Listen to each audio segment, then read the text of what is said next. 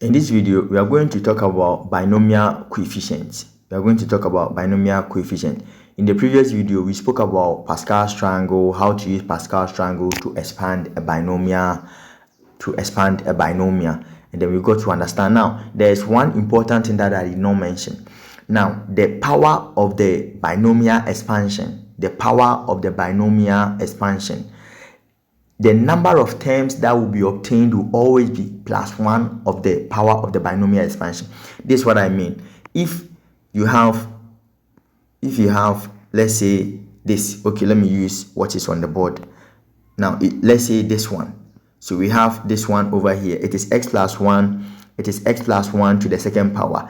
Since the power is 2, it means that the number of terms that will be obtained will be 2 plus 1. So here we have 1, 2, 3 terms. Now, if the power is 3, then it means you have 4 terms. If the power of the expansion is 5, it means you have 6 terms. You always have to add 1 to the power of the expansion to get the number of terms. So if the power, let's say that you have a plus b to the 10th power, it means that after expansion you are going to get 11. You're going to get 11 terms. So that's very important. One thing that I didn't mention in the previous video. Now let's move on to talk about this. So this is how to use Pascal's triangle to arrange any number to get the coefficient. So please, as we studied in the previous video, it's very, very important.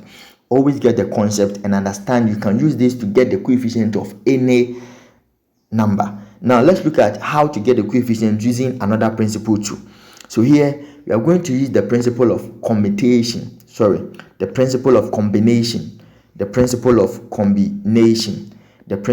combination.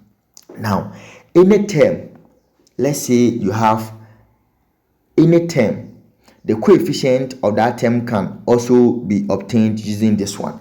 Apart from what we did or what we said about Pascal's triangle, how to get the coefficient by using multiplying the coefficient by the first term's exponent and dividing it by the number of terms. Here you can also use this formula to get the coefficient as well, because sometimes WAEC couldn't ask you to basically expand everything. They can ask you to find a specific term, so you need to know how to do it. And then, as I said, if the power is 3, the power of the expansion is 3, it means that you are going to have 4 number of what? The power of the expansion is 3. You are going to have 4 different terms. So you always add 1 to the power of the expansion to obtain the number of terms. Good. Now here, if you want to get a term, this is it. So this is known as what? Combination. Now the C here that we always see, like C, N, C, R. C means to choose. It means you are choosing R items from, or we are selecting R items from N different objects, or items. So that's what it means. So here, to be able to get the coefficient, this is the formula to use. Now the R over here, the R is the term. Please, the R is the term. Let's say the first term or the second term or the third term, and this is how the R is obtained. Please, very, very important. Now let's say I want to find the coefficient for the third term. My R will be equal to that term, the term given, minus 1. Please take note. The R will be equal to that term. So let's say find the coefficient of the third term, term 3. The third term is the same as term 3. You are going to subtract 1 from that term to give R. So here our R will be equal to 2. Now let's see what we can do here. Let's use our R is equal to 2. Now you shall practice more examples. So let's proceed. And so let's say that we want to, so this one, for instance, let's say, so the moment I see this, I can clearly write the binomial as, let's say A plus B. Okay, A plus B, and then the expansion is 4. the expansion is 4. So here n is for the expansion, the power of the expansion, and r is for the term, and r is for the term, and that term is denoted by subtracting 1 from the term given, So if, let's say, you are looking for the coefficient of the fourth term, r will be equal to 4 minus 1, so r will be equal to 3.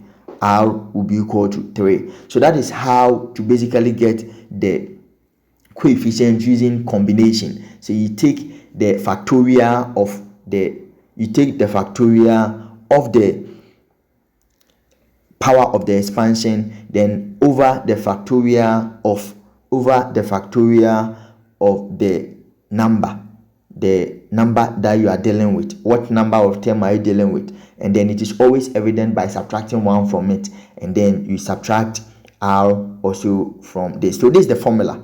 This is basically the formula to use anytime you want to get the concept. We shall solve more examples to illustrate this.